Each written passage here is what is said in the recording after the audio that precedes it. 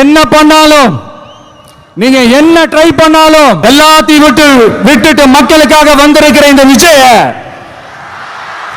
இந்த விஜய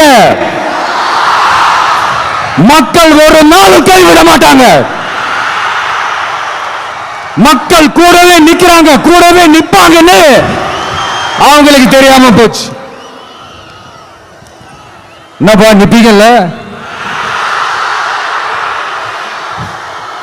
உங்களை நம்பிதாப்பா வந்திருக்கிறேன். அதான் இந்த சத்தம் தாங்க வாழ்நாள் பூரா